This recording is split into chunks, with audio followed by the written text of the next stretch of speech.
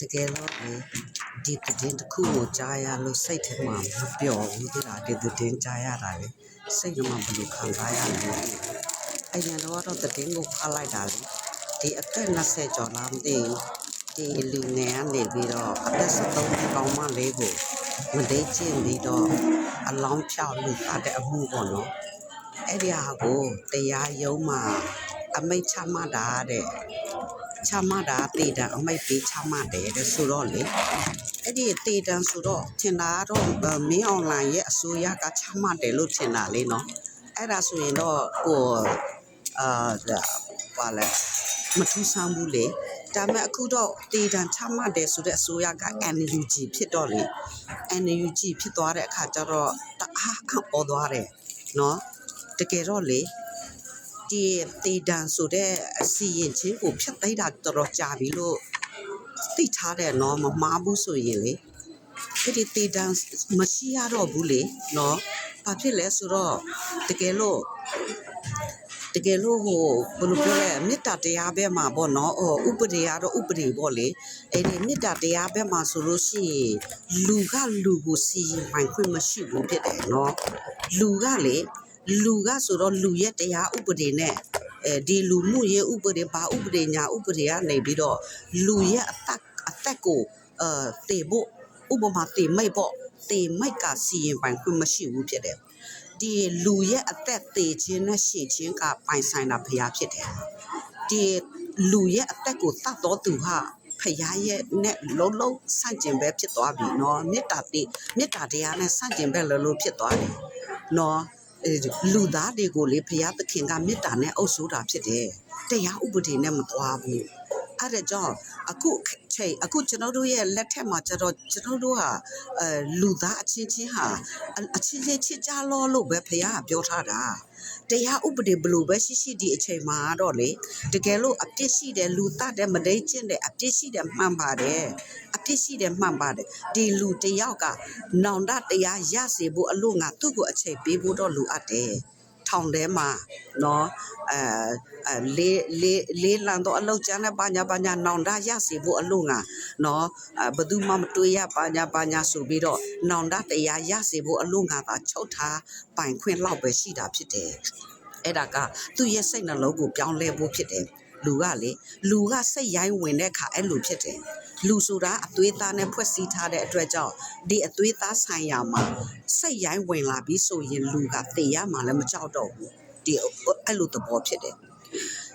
သူကတေရမှမကြောက်လို့တေတံပေးလိုက်တယ်အဲ့လိုသဘောမဖြစ်ရဘူးဒါလူရဲ့သဘောတဘာဝနဲ့အဖြစ်အပျက်ဖြစ်တယ်လူကအသွေးသားကိုမနိုင်ဘူးဖြစ်တယ်စိတ်ချမ်းဝင်လာလို့ရှိရင်ဒီအသွေးသားကသူ့ကိုနိုင်သွားတာဖြစ်တယ်အဲ့ဒါကြောင့်ဒီလူတယောက်ကတစ်ချိန်လုံးဒီလိုရှိမနေဘူးလူဆိုတာ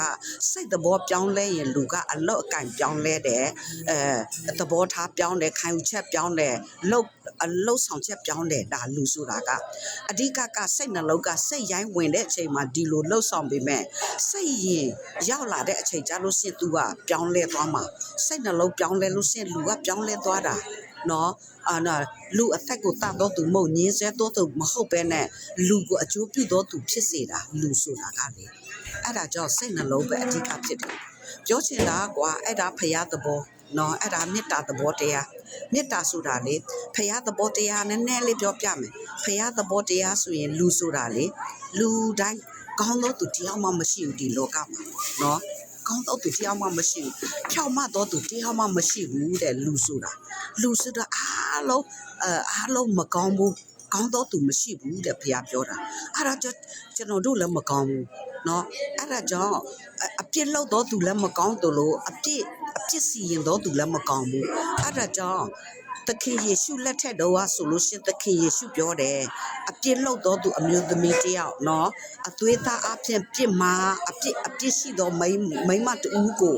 စီရင်တော့အခါမှာတေတံခဲနဲ့ပြစ်သားရမှာဖြစ်တယ်တရားဥပဒေအရဆိုရင်လေ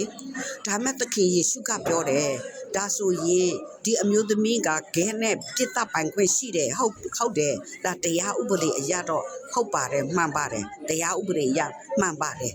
ကဲနဲ့ပေါက်တရမှာတေထိုက်ဖြစ်တယ်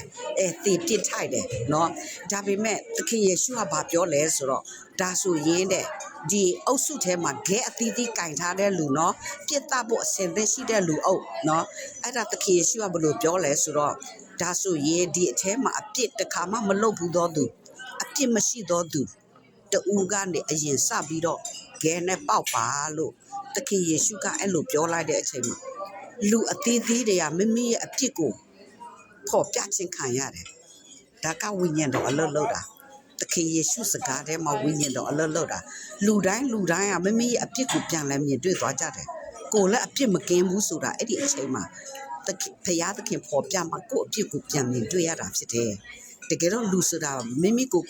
အကောင်းလို့ထင်နေတာကိုကအပြစ်မရှိတော့လူလိုပဲတက်ရှင်နေထိုင်တာတကယ်တော့ကိုကအပြစ်ရှိတယ်အပြစ်ရှိပြီးသားဖြစ်နေတာအပြစ်သားဖြစ်နေပြီးသားနော်အဲ့ဒါကြောင့်လေ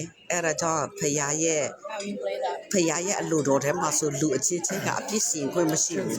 လူရဲ့အသက်ကိုလူကတတ်ခွင့်မရှိဘူးတရားဥပဒေလည်းဖယားသခင်ဆိုပယ်ဖြတ်ထားပြီးဖြစ်တယ်နော်အဲ့ဒါကြောင့် NUG ကိုတစ်ချက်ပြောချင်တယ် NUG ရဲ့တရားဥပဒေအချုပ်အာဏာရှင်ကဘာတူလဲနော်လူသားအချင်းချင်းကတေဖြစ်ကိုပေးတော့သူကတင်ပြီးအဘယ်သူနည်းလူကိုတတ်လို့ရှင်တင်မှာအဖြစ်ရှိတယ်နော်ဒါလူကတေဖို့အတွက် No, you can't. ကိုစီရင်လို့မရဘူးလူကစီရင်လို့မရ All ဘူး the ဖြစ်တယ် same cards are အဲ့ဒါ online. သူစီရင်ပိုင်ခွင့်မရှိဘူးဖယားသခင်စီရင်ပါစေသူနောင်တရဖို့အချိန်လိုသေးတယ်လူဆိုတာနောင်တရဖို့လိုတယ်အခုစီရင်တော့သူကိုယ်တိုင်ရောမေတ္တာတရားဘယ်လောက်ရှိတယ်လဲ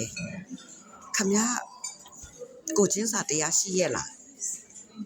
ခမည်းနိုင်ချခြင်းရှိသလားခမည်းသခင်ယေရှုကိုသိသလားဖယားသခင်ဆိုတာမေတ္တာတရားဖြစ်တယ်ဆိုတာခမည်းသိသလားအဲ့ဒီအကြောင်းအရာပြောချင်တယ်နော်အဲ့ဒါအရင်စိတ်ထိခိုက်တယ်နော်လူတိုင်းအပြစ်ရှိတယ်အခုကျွန်တော်လည်းအပြစ်ရှိတယ်အပြစ်နဲ့ဘယ်သူမှမကင်းလို့ဘူးလေဒါမဲ့ကျွန်တော်တို့တေပြစ်မထိုက်ဘူးကျွန်တော်တို့လုပ်တဲ့အပြစ်ကြောင့်တေပြစ်ထိုက်ခြင်းကိုသခင်ယေရှုကကယ်တင်သွားပြီဖြစ်တယ်ဒီအကြောင်းအရာပေါ်မှာကိုကသိတဲ့ယုံကြည်တဲ့ဆိုရင်ဘယ်သူကိုမှကိုကတေစီပါလို့ကိုယ့်ရဲ့နှုတ်နဲ့စီရင်ပိုင်ခွင့်မရှိဘူး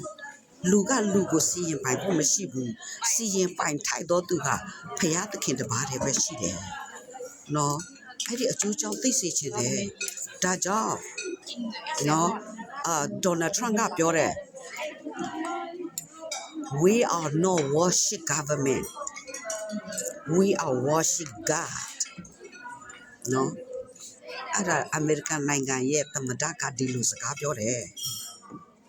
နော်အဲ့ဒါကြောင့်တစ်ခုပြောပြမယ်မမီသေးလားမိုက်ခယ်ဘာလဲမသိဘူးနော်သူရဲ့နောက်စကွန်အဲ့ဒီမိုက်ခယ်ကိုတတ်တော့ကမိုက်ခယ်ကိုလူတူကတတ်တော့ကအဲ့ဒီမိုက်ခယ်ကသူ့ရဲ့ဇနီးမယားကလူသိရှင်ကြားနိုင်ငံတကာမှာနော်ဟိုဘယ်လိုပြောမလဲအမေရိကန်နိုင်ငံရဲ့ပြောရေးဆိုခွင့်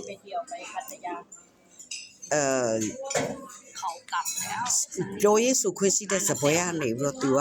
အဲ့ဒီလူတတ်သမားကိုသူလည်းခွင့်လွတ်တယ်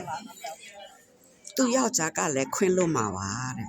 တေသွားတဲ့သူယောက်ျားလူတတ်သမားကိုသူပြောတယ်သူယောက်ျားလည်းခွင့်လွတ်မှာပါသူလည်းအဲ့ဒီလူတတ်သမားကိုခွင့်လွတ်တယ်တဲ့